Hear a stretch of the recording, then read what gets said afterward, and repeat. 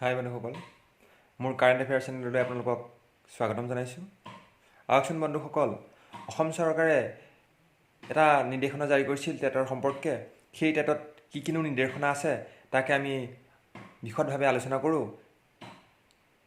এই টেটৰ আমি বহিবৰ কাৰণে কি কোৱালিফিকেশ্যন লাগিব, কিমান তাৰিখে টেটৰ অনলাইন এপ্লিকেশ্যন আৰম্ভ হ'ব আৰু কিমান তাৰিখে অনলাইন এপ্লিকেশ্যন শেষ হ'ব, সেই বিষয়ে বন্ধুসকল আমি চাওঁ আহক। বন্ধুসকল, আমি ব্ৰাউজাৰ অপশ্যনত যাম। ব্ৰাউজাৰ অপশ্যনত গৈ আমি seva online.org চাৰ্চ কৰিম।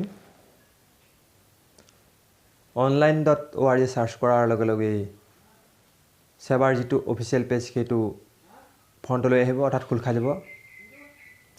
সেৱাৰ অফিচিয়েল পেজটোৰ সোঁফালে অৰ্থাৎ সোঁ ছাইডৰ চুকৰ তলফালে চুকত এই টেটৰ যি নিৰ্দেশনাটো একটি PDF ফাইল আকাৰেৰে এডভাৰটাইজ কৰা আছে। আমি এয়া PDF ফাইলটো ডাউনলোড কৰিব চেষ্টা কৰিম আৰু PDF ফাইলটো ডাউনলোড কৰি PDF ফাইলৰ ভিতৰত টেটৰ বিষয়ে কি কিনো নিৰ্দেশনা দিছে সেইখিনি আমি জানিব বিচাৰিম। আহকচোন বন্ধুসকল, সেই PDF ফাইলৰ ভিতৰত অৰ্থাৎ অসম চৰকাৰে টেটৰ কি নিৰ্দেশনা জাৰি কৰিছে আমি জানিবলৈ চেষ্টা কৰোঁ। এই টেট ষ্টাৰ্ট হ'ব ছেপ্টেম্বৰ মাহৰ 2 তাৰিখৰ পৰা আৰু ছেপ্টেম্বৰ মাহৰ 17 তাৰিখত টেটৰ মানে শেষ দিন বুলি কৰা হৈছে। লাষ্ট ডেট 17 ছেপ্টেম্বৰ বুলি কৈছে। আৰু এই টেটৰ সম্পৰ্কে অসম চৰকাৰৰ যি নিৰ্দেশনা, সেই নিৰ্দেশনাৰ ওপৰত LP অৰ্থাৎ লোৱাৰ প্ৰাইমেৰী আৰু আপাৰ প্ৰাইমেৰী দুইটা টেটেই পতাৰ কথা ঘোষণা কৰিছে। আৰু এই টেটৰ বাবে কি কোৱালিফিকেশ্যন লাগিব আমি চাওঁ আহক। ফৰ LP টেটৰ বাবে কেণ্ডিডেটজন অসমৰ স্থায়ী নাগৰিক হ'ব লাগিব।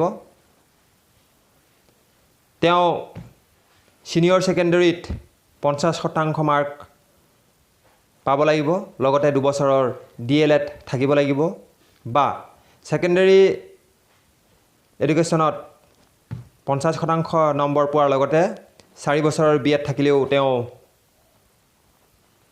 এই LP টেটৰ কাৰণে এপ্লাই কৰিব পাৰিব বা ছেকেণ্ডেৰী এডুকেশ্যনত 50% পোৱাৰ লগতে 2 বছৰৰ যদি স্পেচিয়েল এডুকেশ্যনৰ ডিপ্ল'মা থাকে তেতিয়াও তেওঁ এই টেটত অৱতীৰ্ণ হ'ব পাৰিব।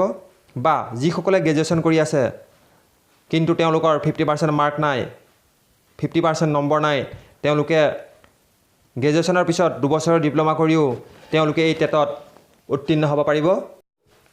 ইয়াৰ 50% নাপালেও যদি কোনোবা SC, ST, OBC, MOBC বা PWD কেণ্ডিডেট হাই ছেকেণ্ডেৰীত 50% পোৱা নাই, অৰ্থাৎ 40% পাইছে, তেতিয়াও তেওঁলোকে টেটৰ বাবে এপ্লিকেবল হ'ব। কাৰণ 5% একাডেমিক মাৰ্কৰ SC, ST, OBCৰ কাৰণে ৰেহাই দিয়া হৈছে। আৰু এই টেটৰ কেনেধৰণৰ পৰীক্ষা হ'ব, কিহৰ ওপৰত কিমান মাৰ্ক আহিব সেই বিষয়ে কোৱা হৈছে। ডেভেলপমেণ্ট বা স্পেচিয়েল এডুকেশ্যনত 30 মাৰ্ক আহিব, পৰীক্ষা MCQ টাইপ হ'ব।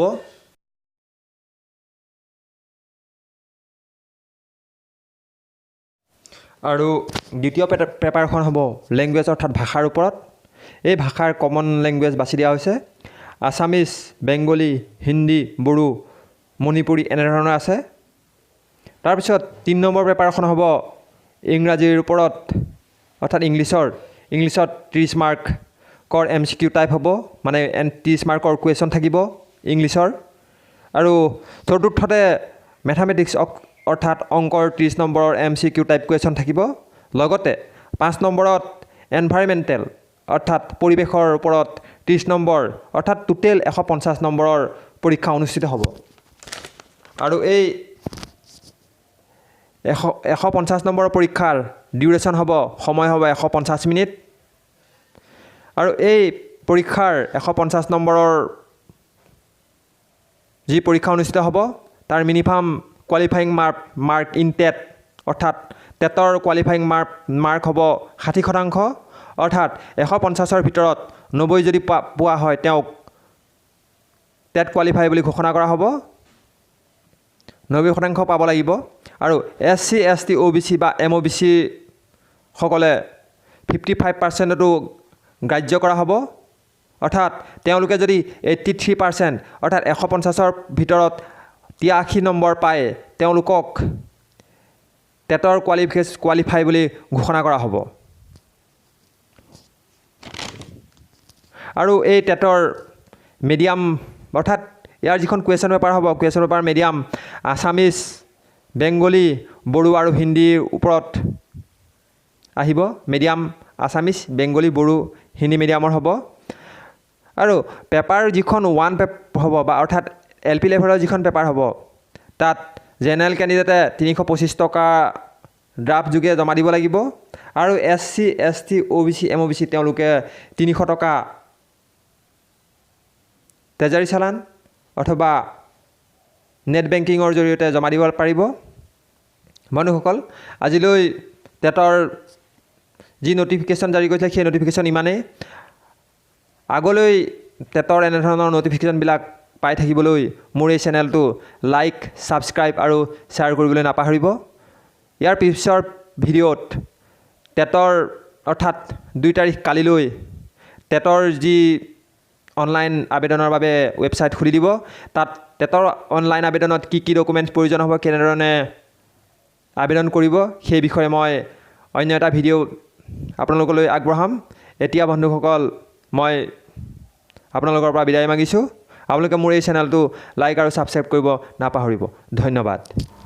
বন্ধুসকল, এই মোৰ ভিডিঅ'টো লাইক, ছাবস্ক্ৰাইব কৰিব নাপাহৰিব।